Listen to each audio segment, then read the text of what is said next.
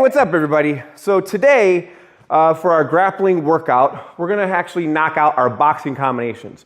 For anybody who's a white belt going to blue, you have to have these basic boxing combinations.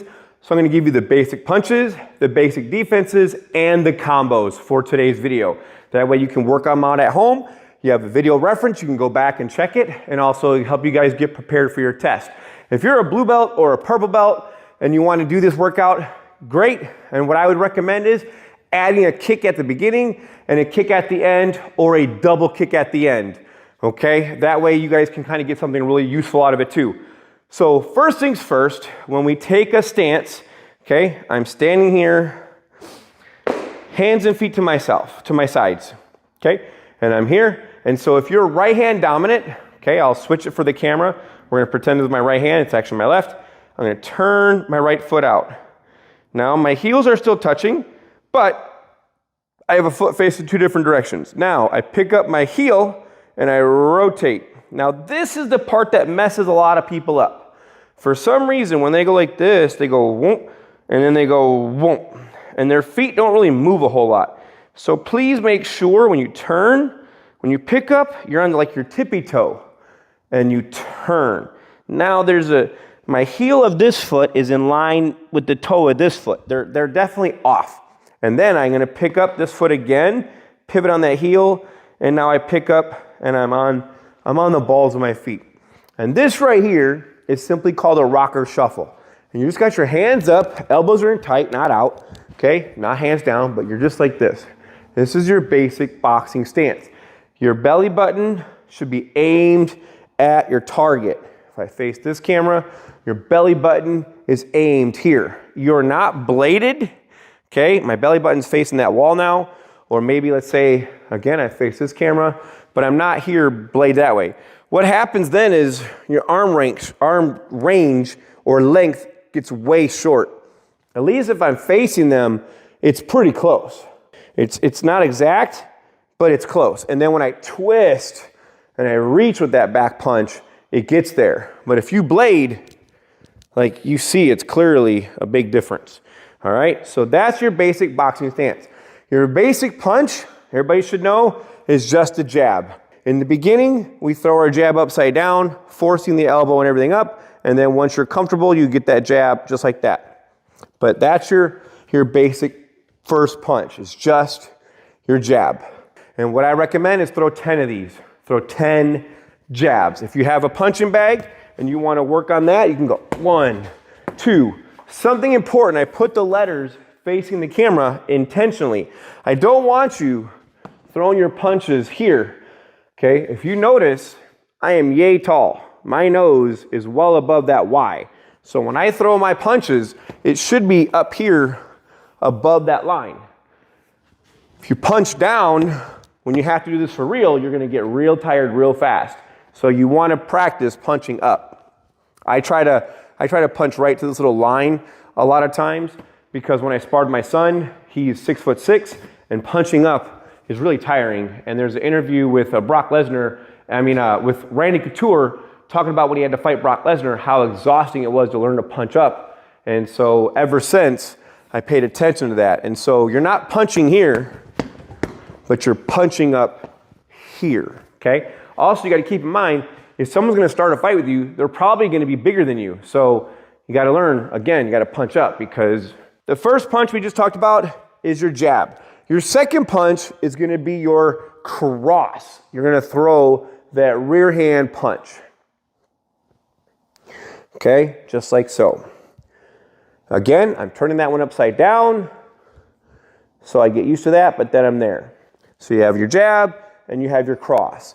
Your third punch is gonna be your lead hook, okay? We do have a rear hook, but it doesn't get thrown very often. So keep in mind, I'm throwing a lead hook and not a rear hook, okay? And again, you should have your palm facing you, arm is straight, and shoulder and elbow and wrist are all the same height. I'm not punching like this, and I'm not punching like that. It's all same height here. And then last but not least, don't punch past your face, okay? The punch hits right about where your nose, and you're gonna try to move their nose to where their ear is. That's about the extent One of my kickboxing coaches said, think of it like a car engine piston, and you just want to punch their head off the line, not punch past. And then your next punch is going to be your uppercut. So you're going to throw this. And now you're not going to drop your hand to do it, okay? And you don't have to over-exaggerate a full-on bob and weave, but just shift and then throw. Shift and throw. And I'm throwing these long uppercuts and training with professional fighter Gabriel Varga. He was talking about it in one of his videos. Like, we are all taught these real tight, nice, clean, perfect uppercuts. But then when you spar, you can't get them off because we're never that tight and that close. So I've been working this long uppercut ever since we've worked together. And so I have a better chance of maybe scoring because I can go boom, boom, and long uppercut. And it's still hitting in the upper line, but it's not coming from this nice, tight, beautiful position.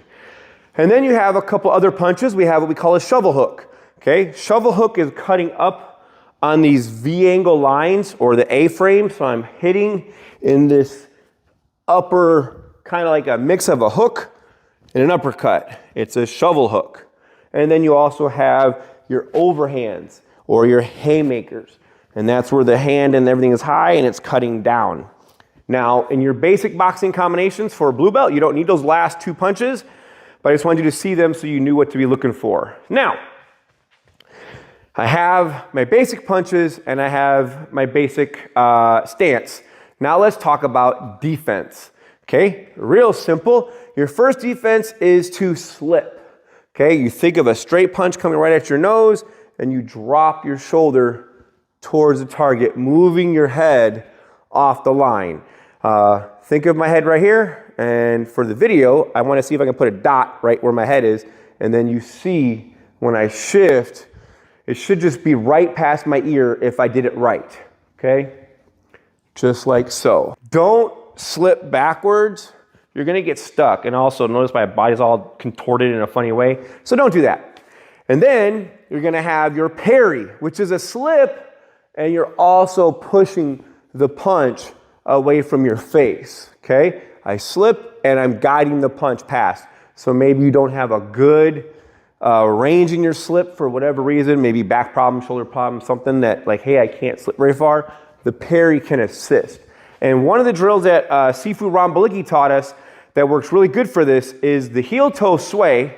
And I'm gonna do that for you guys right now. The heel toe sway, and once you get going, you have your slip going and your parry. So you can set your timer right now and you can practice moving your feet in the heel toe sway motion, but at the same time, your head is shifting off the line. I'm dipping my shoulder towards the camera and I'm parrying all of these motions so you can practice that. And that's your heel toe sway. And if you want to throw that in there, that's kind of like a little bonus technique or a bonus concept. Now, we have also, so we got our parry and we have our slip. And then we're going to talk about our third cover. We talk about it's a double cover. And so think of it like you forgot how to fight and you just cover up. Just, oh crap, and you get blasted. Okay? You have three choices. You have what we call double pillar, up and down. You have peekaboo, and then the reverse peekaboo. And they're not really reverse, it's just one set versus the other set. Depending on which leg is in front, you might peekaboo one way or the other. But understand, you're able to see through here. I can still see the camera, okay? And then when I double pillar, again, I'm still able to see through the camera. I'm not like this, and I'm not where I can't see what's going on. I'm able to see. Those are your first core defenses when it comes to straight punches. Now let's talk about the hook punches. That would be these here, okay? Or maybe that wide, boom, someone's like trying to come from back here and hook punching you. So your first one, your most simplest is to snap back, okay? You just snap back. I am leaning on that rear heel. This heel is almost completely off this heel's off the ground. I'm on the tippy part of my tippy toes, and I leaned everything back. That's called a snap back. Don't drop your hands to do it. Just snap back, okay? Second one is to cover. Take the hit. Angle, point your elbow right at the camera. Take the hit. so you are able to see. I actually grab the back of my head right here, just like that, and I am pointing my elbow. Don't flare your elbow out. You're going to get clipped every now and then. Okay? So cover and cover. And then your third option is to take the concept we did for the straight defense, slip, but now you're going to roll under their punch, aka the bob and weave. Slip, roll under their punch. Do not look down at their toes. Don't check out their pedicure. Okay? Just bob and weave and snap back, cover, and bob and weave. So those are 3 hook punch defenses as well as 3 straight punch defenses. So you have a stance, you have some movement. Now let's put them into combos. So if I'm at my boxer stance, your first combo is a 3 count. Jab, cross, hook. 1, 2, and 3. Punch straight, hook punch in. Straight punch, hook punch in. Okay? And at home, I would say do about 1 minute to 2 minutes of this. And then you have the 4 count. Jab, cross, hook, uppercut. Jab, cross, hook, uppercut. 1, 2, 3, and 4. One more time. Then you get into my favorite one, the 5 count. Double jab, cross, hook, and cross. 2 jabs, cross, hook, cross. 1, 2, 3, 4, 5. Double jab, cross, hook, cross. And then you got your 6 count. Jab, slip, low hook, high hook, cross, hook, cross. Jab, slip your shoulder the way, weave under that punch, hit him in the body, hit him in the head, and then cross, hook, and cross. One more time, jab, slip, low hook, high hook, cross, hook, and cross. So now the 7 count. Jab, cross, lead uppercut, rear uppercut, hook, cross, hook. 1, 2, 3, 4, 5, 6, and 7. Lead punch, rear straight punch, lead uppercut, rear uppercut. Now lead hook, cross, and hook. And then finally the 8 count. If you can remember the 4 count, you should be able to do the 8 count. Jab, cross, hook. Uppercut, uppercut, cross, hook, and cross. Jab, cross, hook, uppercut is your 4 count. Now lead uppercut, and then cross, hook, and cross. 1, 2, 3, 4, 5, 6, 7, and 8. Those are all your combinations. Again, try to spend a couple minutes on each one. I would say at least 2 minutes minimum with each combination. If you happen to have a punching bag, you should be able to go 1, 2, 3. Jab, cross, hook. Jab, cross, hook. Now 4 count. Jab, cross, hook, uppercut. 1, 2, 3, 4. Jab, cross, hook, uppercut. Then 5 count. Double jab, cross, hook, cross. 1, 2, 3, 4, 5. 1, 2, 3, 4, 5. 6 count. Jab, slip, low hook, high hook, cross, hook, cross. Jab, slip, low hook, high hook, cross, hook, cross. 7 count. Jab, cross, lead upper, rear upper, hook, cross, hook. Jab, cross, lead upper, rear upper, hook, cross, hook. And 8 count. Jab, cross, hook, rear upper, lead upper, cross, hook, cross. 1, 2, 3, 4, 5, 6, 7, 8. One more time. 1, 2, 4, 5, 7, 8. So there you guys have it. Something to work on. Hopefully that helps you guys out. If you see anything, have any questions, go ahead and throw in the comment section below. I'll do my best to answer it. Hopefully I can help you guys out. You guys are awesome. Stay safe. Keep training. Keep your hands up. JD, and I'm out.